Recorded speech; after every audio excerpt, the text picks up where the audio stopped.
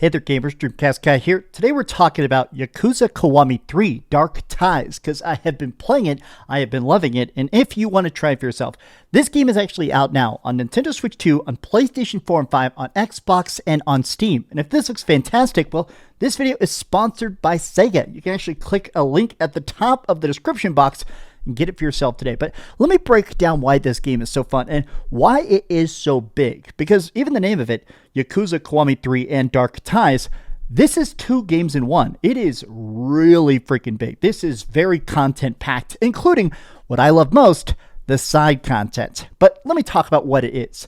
If you enjoyed this video, be sure to give it a like and subscribe if you haven't already. But let me begin with the fact that let's talk about what these two separate games in the one package actually are. So in Yakuza Kwami 3, the main story follows Kiryu Kazuma. Throughout the entire Yakuza series, we play very much as this incredibly wholesome Yakuza with a heart of gold. And Kiwami 3 has definitely the most wholesome story of all. He's decided to try and retire. So he goes to the island of Okinawa to open up an orphanage, to just raise the kids on the beach, to have a good time, and sort of just relax in his elder years. But, of course, he immediately gets tangled up in the local mob, which leads to street fights, which leads to drag-out crazy boss fights, and best of all, it leads to crazy, crazy, crazy weapon busting out, insanity, smashing through people stuff, right?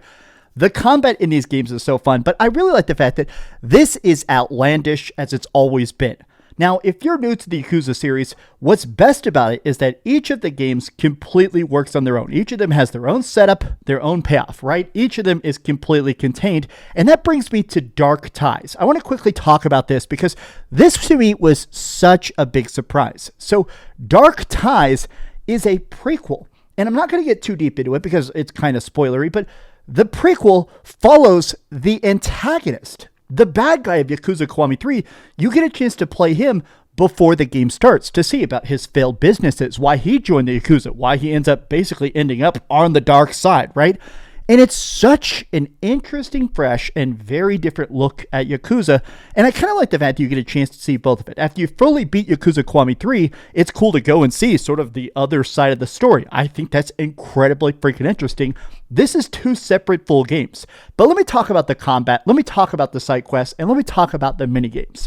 Anybody who's watched my Yakuza content in the past, you guys know my very, very, very favorite thing in all of this entire series is the minigames, is the side quests. Because since these are done in partnership with Sega, they actually have tons of Sega stuff, retro and new, just in the games themselves. These games are completely realized cities. You can walk down the street. You can just strut straight into a convenience store and buy stuff. You can change your outfits. You can go get food. You can ask people on dates.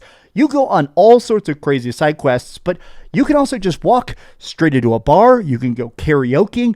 You can go fishing. But best of all, I love the fact that you can just go into an arcade and start to do crane games or all these retro arcade games, motorcycle racing, virtual fighter. It's all just there. But what's new in this one that I really, really got addicted to is that when you go back to your house, there's a Game Gear. And the more you play the game, you can actually find and unlock 12 separate Game Gear games. It's straight up Streets of Rage in its entirety. It's old school Sonic in its entirety. It's columns. It's so cool to me that I could be playing a Game Gear in this game, and it just feels extra, extra immersive. It makes me enjoy the story of Kiryu so much more, right?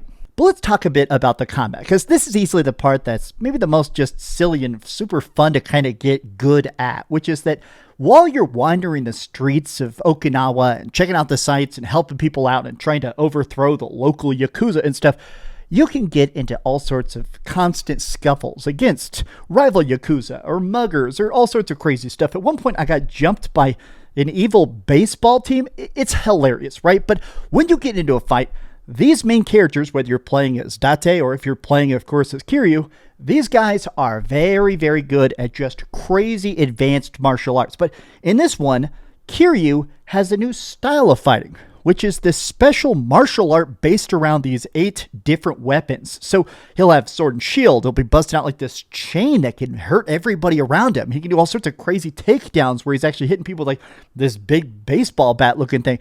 And it's cool because while you're playing the game, you get better at the combos. You get better at the different stances. And This also brings me back to the heat system. So while you're fighting, you're constantly building up this almost rage mode. Now, depending on what's nearby, you can do a crazy special attack, whether it is throwing people off of bridges, kicking them in the head, stomping on them, all sorts of stuff, right? Now, these ones typically take out one of the minions instantly or really hurts one of the bosses. So that's cool. But I also really like when you build up enough of your main heat, you can go into like this special stance, this aura stance that makes you like super invincible for about 30 seconds and let you do extra crazy combos. That's when you have the wrath of the dragon.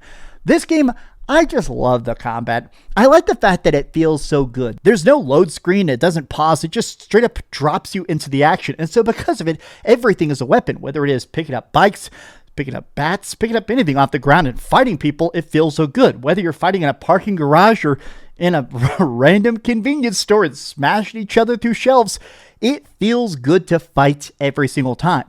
You can run away if you want, but why would you when the combat is this freaking fun? To me personally, as a Yakuza fan, the thing that's always been the best is that sense of living in a city, right? With each of these different games, I still feel like there's just such a nice vibe that feels so authentic, so lived in, where as you explore, as you unlock, as you get deeper into the story and go into different zones and get different fast travel points and stuff, there is this sense that you, as Kiryu, matter. That you're in the city for a reason, that your mission, that your orphanage, that the people that you touch, it matters. I really, really like Yakuza Kwami 3. And the Dark Ties extra thing, that side game, these are both very different and very fun. I really wasn't expecting this game to just be so big. And now that I have it, now that I'm playing it, I am hooked. But if you're curious about it, there's that link at the top of the description box. And tell me what you think about the Yakuza series, and especially of Kiwami 3. Tell me about it in the comments down below. And if you enjoyed this video, be sure to give it a like, subscribe if you haven't already, and please keep dreaming. Thanks so much for watching that video. If you want to see something else, you can always click this link to see what I put up last, or, subscribe and see what's coming up next. Also, I promise that whatever I do, it'll try not to suck.